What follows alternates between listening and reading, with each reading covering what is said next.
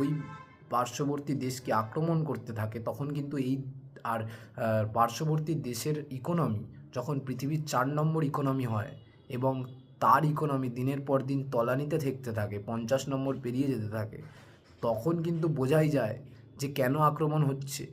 আক্রমণ এই কারণেই হচ্ছে, কারণ যে সংসারটা তৈরি করার চিন্তা বা স্বপ্ন পাকিস্তান দেখেছিল, সেই সংসারটা পাকিস্তান কোনোদিনই তৈরি করতে পারেনি। অফুরন্তু তারা আলাদা হয়ে গিয়ে যেই ধরনের সুযোগ সুবিধা বা যেই ধরনের সিস্টেমেটিক ওয়েলফেয়ারের লাভ ভারতের জনগণ উঠাচ্ছে, সেই কোনো ধরনের লাভ কিন্তু তাদের জনগণ বা তাদের পাবলিক পাচ্ছে না। এবং তাদের পাবলিক গভর্নমেন্টের দ্বারা বারংবার র্যাডিকালাইজেশন এবং টেরোরিজমের শিকার হচ্ছে গভর্নমেন্টের মদত পুষ্টের কারণে।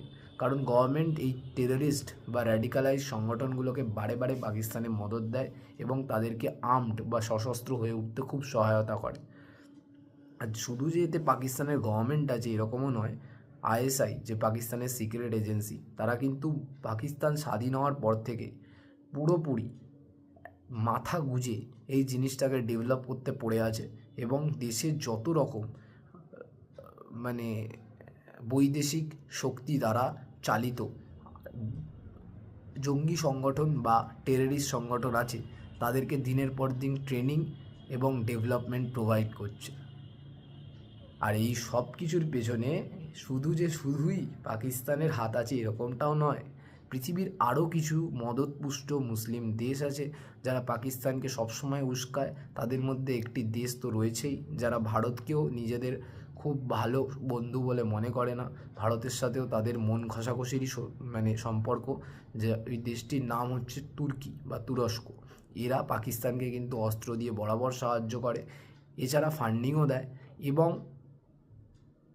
সব থেকে যে পাকিস্তানের এই বাড়াবাড়ি বা আসিফ মনিরের এই বাড়াবাড়ির কারণ কিন্তু আমরা এক এবং অন্যতমভাবে ডোনাল্ড ট্রাম্পকে করতেই পারি। কারণ ডোনাল্ড ট্রাম্পই রয়েছে এই সব কিছুর পেছনে। কারণ পাকিস্তানকে যদি আমেরিকা মদত না দিত এই বিগত দিনে বা এই রিসেন্ট ডেজে, তাহলে কিন্তু পাকিস্তান এই ধরনের বাড়াবাড়ি বা এই ধরনের টেররিজমকে সংগঠিত করার কোনো শক্তি বা অভয় তারা পেত না।